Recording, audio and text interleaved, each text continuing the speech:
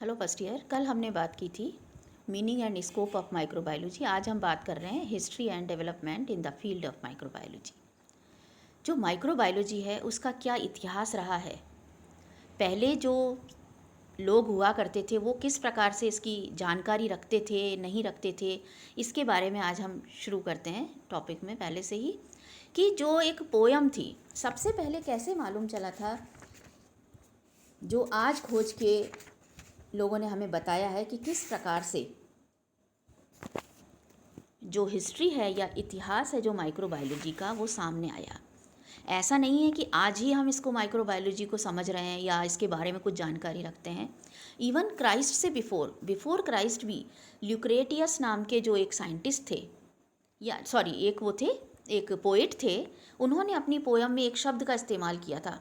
ये समय था इनका 967 टू 55 BC, और उन्होंने सीड्स ऑफ डिजीज़ एक शब्द का इस्तेमाल किया था। ये जो एक शब्द है, आज जब लोगों ने डिस्कवरी की, ये जो एक रिसर्च की इनके ऊपर या हिस्ट्री इनकी देखी, तो उन्हें मालूम चला है, ये चीज़ उन्हें मालूम हुई कि इसका मतलब पहले भी कहीं ना कहीं उनके दिमाग में ये चीज़ थी कि अगर कोई डिज़ीज़ पैदा हो रही है तो उसके पीछे उसके बीज हैं, यानी सीड्स ऑफ डिजीज़। एक्चुअली आज हम माइक्रोब्स को जानते हैं तो हम कह सकते हैं seeds of disease are what.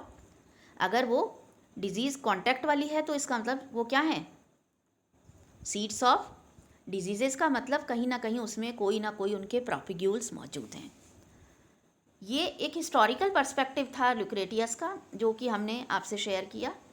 अब दूसरी बात, अगर इंडिया के उसमें हम देखें तो 3000 BC से पहले भी मोहनजोदारो, जो एक हड़प्पा की जो संस्कृति थी, वहाँ सेप्टिक टैंक का कंस्ट्रक्शन किया जाता था, जो कि खुद भी एक प्रकार का एक प्रमाण है कि उस वक्त भी, मोहनजोदारो के टाइम भी, हड़प्पा संस्कृति के दौरान भी वहाँ उस वक्त के लोगों को ये जानकारी थी कि सेप्टिक टैंक हमें बनाना है जो कि हमारे लिए फ़ायदेमंद होगा। कहीं ना कहीं उन्हें ये जानकारी ज़रूर नहीं थी कि ये माइक्रोब्स हैं या कोई जीव हैं जिनसे हमें बचना है या हमें उन्हें अलग रखना है, पर उन्हें इतना अंदाज़ा था। एंशंट माइक्रोबायोलॉजी, इसीलिए हम इसे कहते हैं कि पुराने समय में किस प्रकार से इसको माइक्रोबायोलॉजी को डील किया जाता था। अब ये बहुत पुरानी बात हो गई इसकी हिस्ट्री की।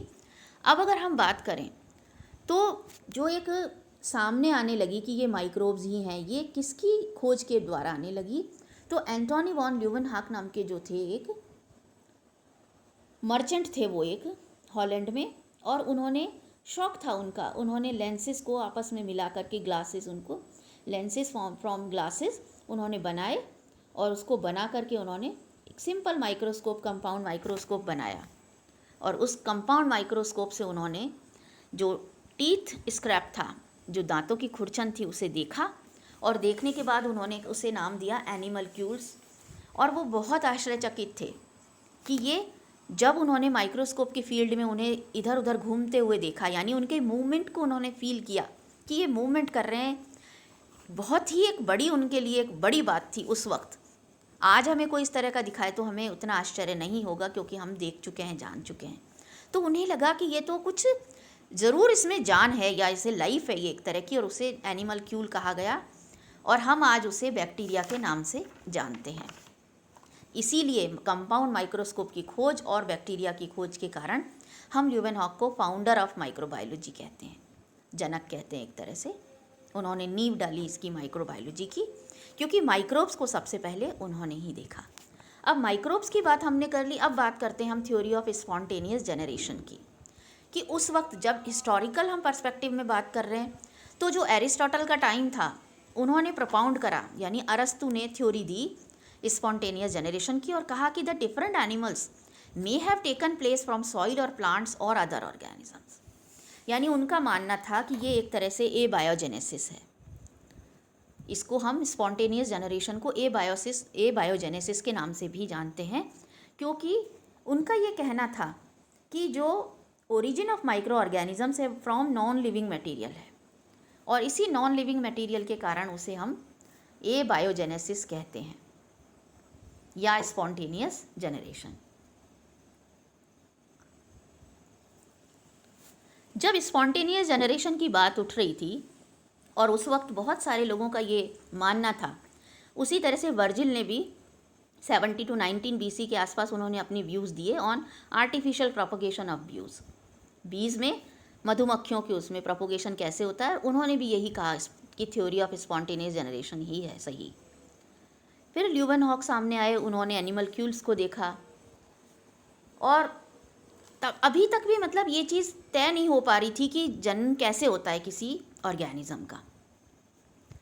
फ्रांसिस्को रेडी नाम के जो इटालियन फिजिशियन थे, उन्होंने 17वीं शताब्दी, देखिए बच्चों 17वीं शताब्दी का मतलब है 1601 से लेकर के 1699 तक, क्योंकि 1700 तक वहाँ 17वीं शताब्दी ख़त्म हो जाती है, 1701 से शुरू हो जाती है 18वीं शताब्दी। तो कई बार ये जब आपसे 17वीं सदी इस तरह के सवाल पूछ लिए जाते हैं तो आप थोड़ा सा कंफ्यूज ना हों, आप ये ध्यान रखें। जैसे अभी हम 21वीं सदी कहते हैं, जबकि हम लिखते हैं 2020। तो आपको ये ध्यान रखना है कि अगर 17वीं सदी की बात हो रही है तो 1601 से लेकर के और हम 1700 तक बात करेंगे। तो जो 17वीं सदी थी उस सदी में, उस सेंचुरी में,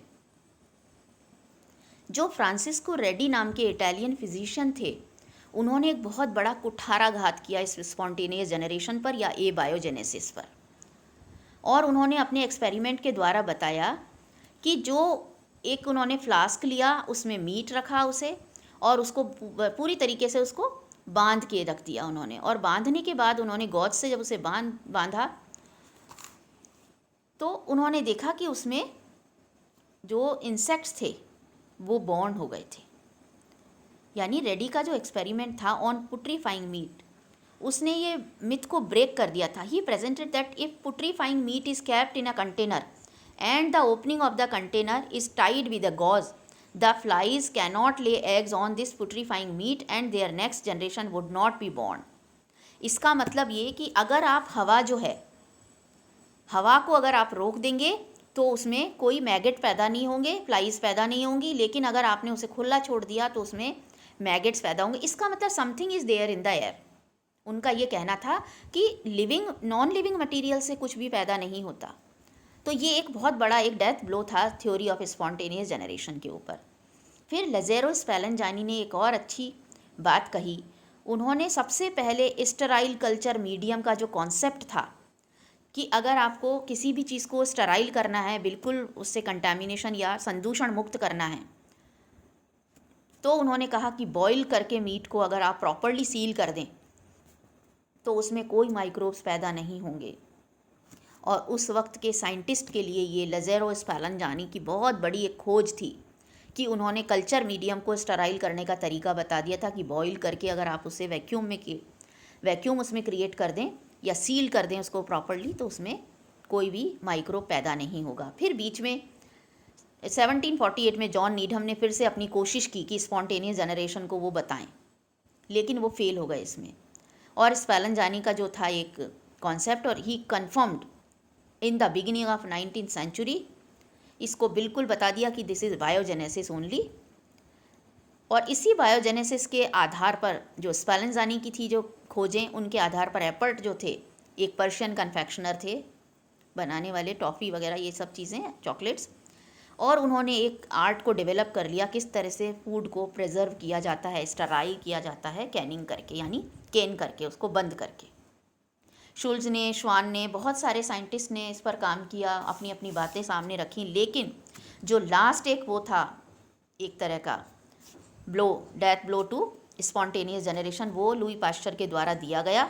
और लुई पास्चर ने एक एस शेप्ड का फ्लास्क बनाया और उसमें उन्होंने एक प्रूफ दिया बायोजेनेसिस को प्रूव करने के लिए, और उन्होंने इसको स्पॉन्टेनियस जनरेशन को टोटली डिसअप्रूव कर दिया। आप सभी जानते हैं स्वान नेक फ्लास्क जो उनका एक्सपेरिमेंट था, जो उसका एक्सपेरिमेंट, उसमें उन्होंने ब्रोथ लिया, उन्होंने उस ब्रोथ में ऊपर की तरफ जो नेक थी उसकी फ्लास्क की, उसे उन्होंने एस शेप में ले लिया, और उसमें जब एयर अंदर घुसती है तो वो वहीं अटक जाती है जहाँ पर उसका कर्व होता है, और अंदर की तरफ बिल्कुल प्योर जाती है, तो उसके कारण उसमें वो ब्रोथ ख़राब नहीं होता। इस बात ने बता दिया पक्की तरीके से, बिल्कुल एक तय कर दिया कि जो है जो जन्म होता है किसी भी माइक्रोब का, वो उसी माइक्रोब के किसी न किसी सीड से, उसके प्रोपिग्यूल से होता है। And in 1864 Pasteur made a sensation during delivering his lecture by explaining discovery of life in just one line, life is germ and germ is life.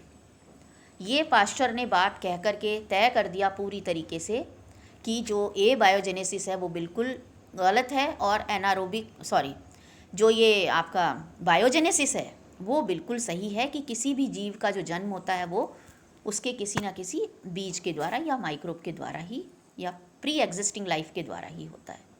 John टिंडल का भी एक आप टिंडल इफ़ेक्ट पढ़ते हैं। साथ ही जो जॉन टिंडल ने किया था कि उन्होंने एक बॉक्स लिया और उसमें बॉक्स में चारों तरफ उन्होंने ग्लीसरीन अप्लाई कर दी और उसमें medium capped in the test tube of this box is not contaminated. उन्होंने देखा एक टेस्ट ट्यूब में उन्होंने मीडियम रखा, वो मीडियम बिल्कुल क्लीन और प्योर रहा। तो इस बात में उन्होंने मेन रीज़न ये बताया कि dust particles in the air stick to the glycerine layer inside the box and the air remains clean. कि जो एयर अंदर एंटर कर रही थी वो ग्लिसरीन पकड़ लेती थी उसको, और जो वहाँ पर टेस्ट ट्यूब में मीडियम रखा हुआ था वो बिल्कुल कंटामिनेट नहीं होता, वो इसी वजह से नहीं होता। तो ये कुछ इस तरह के थे प्रूफ जिन्होंने ये बता दिया कि नहीं, जो बायोजेनेसिस है वो थ्योरी सही है, ये बायोजेनेसिस थ्योरी सही नहीं है। लुई पाश्चर के स्वान नेक फ्लास्क जो एक्सपेरिमेंट था, इसके अलावा लुई पाश्चर के बहुत कंट्रीब्यूशन हैं टुवर्ड्स द माइक्रोबायोलॉजी। तो ये आपसे कई बार शॉर्ट नोट में पूछ लिया जाता है कि क्या क्या कंट्रीब्यूशन है लुई पाश्चर के योगदान पर, आप एक लेख लिखिए या आप शॉर्ट नोट लिखिए। उस वक्त आपको ये सारी बातें बतानी है कि एक तो उन्होंने बायोजेनेसिस को प्रूव किया, ए बायोजेनेसिस को डिसअप्रूव किया स्वान नेक फ्लास्क से। दूसरा, इन्होंने जो जर्म थ्योरी ऑफ फर्मेंटेशन थी वो पाश्चर के द्वारा ही दिया गया था। पाश्चर को जब ये जो ग्रेप यार्ड्स होते हैं जहाँ पर अंगूर की जो खेती की जाती है वाइन वगैरह बनाने के लिए, बियर बनाने के लिए, तो वहाँ बहुत ज़्यादा इंडस्ट्री जो थी उसमें बहुत ज़्यादा वो हो रहा था कि खट्टी हो रही थी वाइन। क्या इसके पीछे रीज़न था? तो पाश्चर को ये एक तरह से कहा गया कि आप इसका पता लगाइए।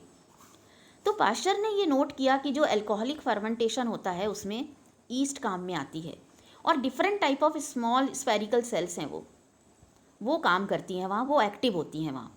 जबकि अगर आप लैक्टिक एसिड फर्मेंटेशन को देखें तो वहाँ पर रॉड्स होती हैं, गोल नहीं होते वो, जो कि लैक्टोबैसिलस होते हैं, वो मेनली एक्टिव होते हैं। तो ऑन द बेसिस ऑफ ये जो उसकी स्टडीज़ थी, उन्होंने ये आइडिया दिया कि life is possible without air also. Microbial जो मेटाबॉलिज्म उन्होंने जहाँ देखा उसको, और उन्होंने फिर उसको कोशिश करने की, मतलब एक उनकी एक सोच थी कि ये अलग अलग फर्मेंटेशंस को हम अलग अलग तरीके से अगर देखें तो उन्होंने बताया कि फर्मेंटेशन दो प्रकार से है, अल्कोहलिक फर्मेंटेशन और लैक्टिक एसिड फर्मेंटेशन। अगर हम अल्कोहलिक फर्मेंटेशन करेंगे तो हमें उसमें ईस्ट की या फिर एसिडिक मीडियम की ज़रूरत पड़ेगी। लैक्टिक एसिड फर्मेंटेशन में न्यूट्रल हमारे को मीडियम की ज़रूरत पड़ती है, जहाँ लैक्टोबैसिलाई एक्टिव होते हैं, दे आर रॉड शेप। तो ये फर्मेंटेशन को लेकर के इन्होंने खोज की, बताया। पाश्चराइजेशन को लेकर के इन्होंने अपने एक प्रोसेस डेवलप किया कि slow heating to prevent spoiling of beers and liquor. तो उससे क्या होगा, अगर स्लो हीटिंग करके आप उनको पैक कर देंगे तो उनमें अनडिज़ायर्ड माइक्रोब्स की ग्रोथ नहीं होगी। साथ ही उन्होंने मिल्क जो प्रोडक्ट्स हुआ करते थे, इवन मिल्क को भी स्पॉइल करने से बचाने का तरीका एक तरह से ये बताया उन्होंने पाश्चराइजेशन के through. Production of foods and beverages जो होते हैं उनको भी आप फर्मेंट होने से रोक सकते हैं। तो पाश्चराइजेशन जो एक टिपिकल टेम्परेचर तक गर्म करके उसको ठंडा करके आप कैनिंग कर दो या उन्हें पैक कर दो, ये तरीका भी एक तरह से इनकी खोज थी पाश्चर की, उन्हीं के द्वारा बताया गया था। डिस्कवरी ऑफ एनारोबिक बैक्टीरिया भी एक बहुत एक तरह का इम्पॉर्टेंट लैंडमार्क है माइक्रोबायोलॉजी की, उसमें कि पाश्चर ने जब ब्यूटारिक एसिड फर्मेंटेशन जब हो रहा था उनकी लेबोरेटरी में या जहाँ भी वो इसको कर रहे थे स्टडी, वहाँ उन्होंने देखा कि उसमें जो एक वो है पेट्री प्लेट है, उसमें बीच में जो कुछ पड़े थे बैक्टीरिया वो मोटाइल थे, लेकिन वो बैक्टीरिया जैसे ही उनको पेरीफेरी की तरफ लाया जाता था, उनको एयर मिलती थी तो वो इनएक्टिव हो जाया करते थे। ये एक ऑब्जर्वेशन जो उनकी थी, ये बहुत एक बड़ी एक तरह की ऑब्जर्वेशन थी, जिसे देख कर के उन्होंने ये बताया कि ये एनारोबिक बैक्टीरियाज हैं, अर्थात जिन्हें ऑक्सीजन की ज़रूरत नहीं होती। तो डिस्कवरी ऑफ एनारोबिक ऑर्गेनिजम्स या बैक्टीरिया जो है वो भी श्रेय जाता है पाश्चर को, जो ब्यूटारिक एसिड फर्मेंटेशन के दौरान उन्होंने नोट किया, ऑब्जर्व किया, और उन्होंने बताया कि in the absence of air भी या ऑक्सीजन भी जो बैक्टीरिया होते हैं they can live easily. Then और भी बहुत सारे कॉन्ट्रीब्यूशन है, but these are the few main contributions of Louis Pasteur जिन्हें आपको कोट करना है अपने आंसर में। आप इसे थोड़ा सा देखिएगा। नेक्स्ट क्लास में फिर हम जो लेंगे वो रॉबर्ट कॉक का पढ़ेंगे। आप इसे भी पढ़िए और थोड़ा उसे भी पढ़ के फिर अच्छे से समझ में आ जाएगा।